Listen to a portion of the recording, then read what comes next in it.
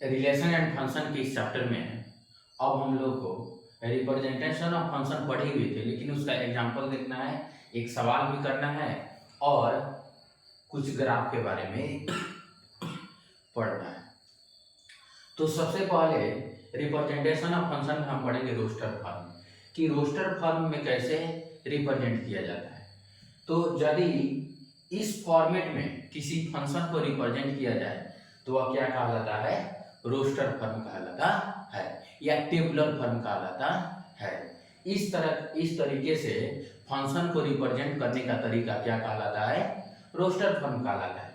Arrow diagram, अगर इस तरह से दर्शाया जाए तो वह एरो डायग्राम कहलाता है। जैसे यहाँ अल्फा 2 से रिलेटेड है, अल्फा किससे रिलेटेड है, रोस्टर फॉर्म में हम देख रहे हैं कि अल्फा 2 से रिलेटेड है, बीटा 1 से रिलेटेड है और गामा भी 2 से रिलेटेड है। तो एरो डायग्राम में भी वैसा ही हम क्या कर सकते हैं, दिखा सकते हैं कि अल्फा किससे रिलेटेड हो जाएगा, 2 से। अल्फा किससे रिलेटेड हो गया, 2 से। बीटा किससे रिलेटेड हो गया, 1 से।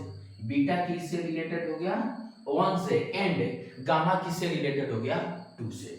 गामा किससे रिलेटेड हो गया, 2 से।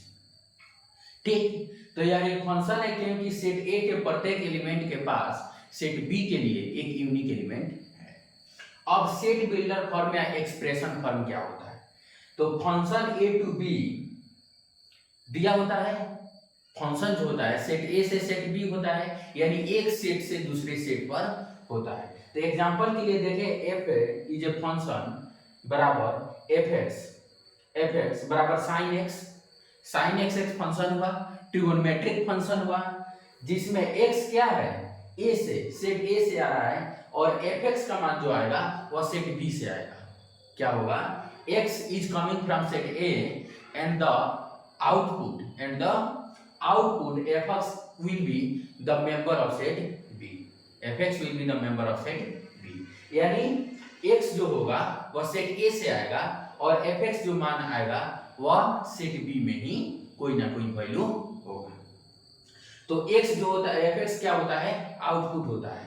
fx क्या होता है, इमेज होता है। सेट ऑफ आउटपुट को क्या कहा जाता है, इमेज कहा जाता है। यानी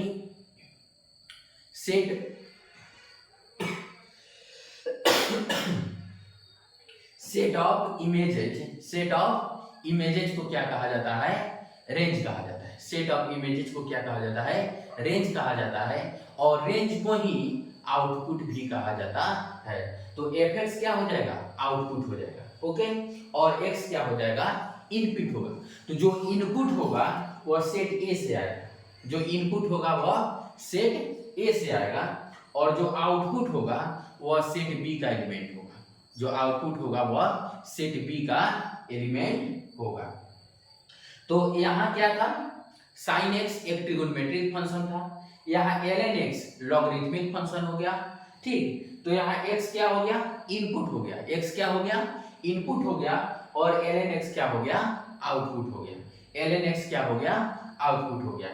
तो यदि x सेट a का एलिमेंट है, x क्या है, सेट a का एलिमेंट है, तो x का मान जो कभी होगा वह पॉजिटिव होगा, पॉजिटिव रियल नंबर होगा। इस लॉगरिथमिक फंक्शन में ln x में x का मान क्या होता है, हमेशा पॉजिटिव होता है।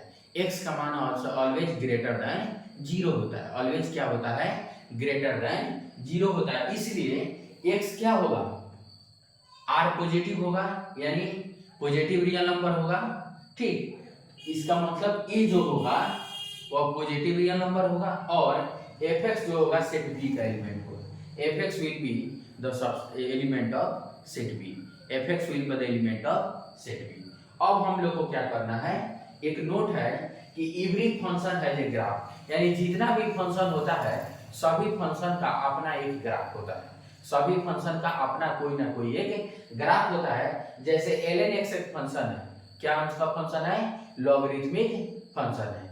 ln x एक लॉगरिथमिक फंक्शन है, तो ln x का ग्राफ किस प्रकार होता है, इस प्रकार होता है। यह क्या है, ओरिजिन है, और यह कोऑर्डिनेट क्या है, 1,0 है। यह कोऑर्डिनेट क्या है, 1,0 है, और यह जो लाइन है, यह जो कर्व है वह y एक्सिस को कभी टच नहीं करता है, यानी this curve never touches the y axis, वह y एक्सिस को कभी टच नहीं करता है। तो 1, 0 है तो 1 क्या होगा, x का वैल्यू हो गया, और y क्या हो गया, 0 क्या हो गया, y का वैल्यू हो गया, यानी x क्या हो गया, इनपुट हो गया, x क्या हो गया, इनपुट हो गया, और y क्या हो गया, आउटपुट हो गया, यानी fx हो गया। Okay, thank you for watching this video.